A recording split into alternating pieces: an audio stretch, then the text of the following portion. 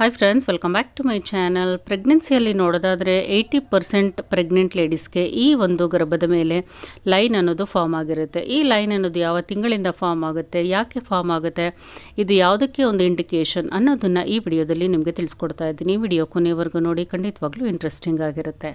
ಪ್ರೆಗ್ನೆನ್ಸಿಯಲ್ಲಿ ಗರ್ಭದ ಸೈಜ್ ಜಾಸ್ತಿ ಆದಂಗೆ ಎದೆ ಭಾಗದಿಂದ ಕೆಳ ಹೊಟ್ಟೆಯವರೆಗೆ ಒಂದು ಬ್ಲ್ಯಾಕ್ ಲೈನ್ ಅಥವಾ ಒಂದು ಬ್ರೌನ್ ಲೈನ್ ಫಾರ್ಮ್ ಆಗೋದಕ್ಕೆ ಸ್ಟಾರ್ಟ್ ಆಗುತ್ತೆ. ಈ ಒಂದು ಬ್ಲ್ಯಾಕ್ ಲೈನನ್ನು ನಾವು ಲೀನಿಯಾ ನಿಗ್ರಾ ಅಂತ ಕರಿತೀವಿ. ಈ ಒಂದು ಲೈನ್ ಅನ್ನೋದು ಪ್ರೆಗ್ನೆನ್ಸಿಗೂ ಮೊದಲಿನಿಂದಲೇ ಒಂದು ಸ್ತ್ರೀಯರ ದೇಹದೊಳಗೆ ಈ ಒಂದು ಲೈನ್ ಅನ್ನೋದು ಇರುತ್ತೆ. ಬಟ್ ಅದು ಸ್ಕಿನ್ ಕಲರಲ್ಲೇ ಇರೋದ್ರಿಂದ ಅವ್ರಿಗೆ ಆ ಲೈನ್ನ ಡಿಫ್ರೆನ್ಸ್ ಅನ್ನೋದು ಗೊತ್ತಾಗಲ್ಲ. ಬಟ್ ಪ್ರೆಗ್ನೆನ್ಸಿಯಲ್ಲಿ ಈ ಒಂದು ಲೈನ್ ಅನ್ನೋದು ತಿಕ್ಕಾಗಿ ಕಾಣಿಸೋದಕ್ಕೆ ಕಂಡುಬರುತ್ತೆ.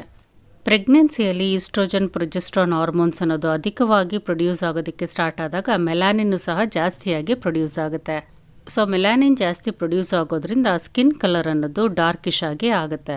ಸೊ ಆದ್ದರಿಂದ ಮೆಲಾನಿನ್ ಪ್ರೊಡಕ್ಷನ್ ಜಾಸ್ತಿ ಆಗೋದ್ರಿಂದ ಸ್ಕಿನ್ ಕಲರ್ ಇರುವಂಥ ಈ ಒಂದು ಲೀನಿಯಾ ನಿಗ್ರಾ ಅನ್ನೋ ಲೈನು ಒಂದು ಡಾರ್ಕಿಶ್ ಆಗಿ ಬ್ಲ್ಯಾಕ್ ಆಗೋ ಅಥವಾ ಬ್ರೌನ್ ಆಗೋ ಕಾಣಿಸೋದಕ್ಕೆ ನಮಗೆ ಕಂಡುಬರುತ್ತೆ.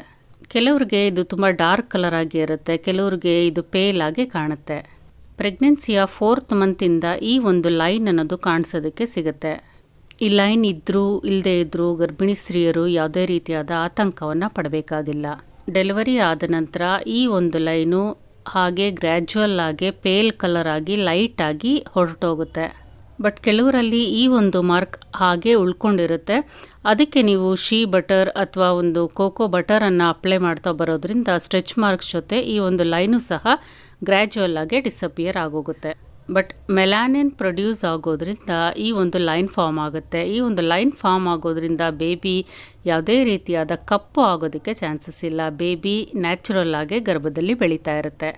ಈ ಒಂದು ಲೈನ್ ಫಾರ್ಮ್ ಆಗೋದ್ರಿಂದ ಗರ್ಭದಲ್ಲಿರುವಂಥ ಮಗುಗೆ ಯಾವುದೇ ರೀತಿಯಾದಂಥ ತೊಂದರೆ ಉಂಟಾಗೋದಿಲ್ಲ.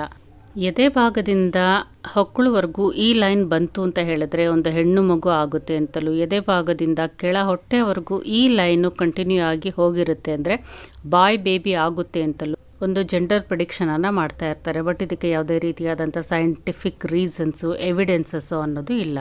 ಸೊ ಈ ಲೈನನ್ನು ನೋಡಿ ಬಾಯ್ ಅಥವಾ ಗರ್ಲ್ ಬೇಬಿ ಅಂತ ಯಾವುದೇ ರೀತಿಯಾದ ಪ್ರಿಡಿಕ್ಷನ್ಗೆ ಬರೋದಕ್ಕೆ ಸಾಧ್ಯ ಇಲ್ಲ. ಅದರ ಬಗ್ಗೆ ನೀವು ಕನ್ಫ್ಯೂಸನ್ನು ಸಹ ಆಗಬೇಡಿ. ಬಟ್ ಕೆಲವೊಬ್ಬರಲ್ಲಿ ಲಾಂಗ್ ಲೈನ್ ಫಾರ್ಮ್ ಆಯಿತು ಅಂತ ಹೇಳಿದ್ರೆ ಬಾಯ್ ಬೇಬಿ ಆಗುತ್ತೆ ಅಂತ ಹೇಳ್ತಾರೆ. ಬಟ್ ಅದು ಕೋಇನ್ಸಿಡೆನ್ಸು ಸಹ ಆಗಿರ್ಬೋದು. ಸೊ ಫ್ರೆಂಡ್ಸ್, ಈ ವಿಡಿಯೋ ನಿಮಗೆ ಇಷ್ಟ ಆಗಿದ್ರೆ ಲೈಕ್ ಮಾಡಿ, ಶೇರ್ ಮಾಡಿ, ಕಮೆಂಟ್ ಮಾಡಿ. Thank you for watching.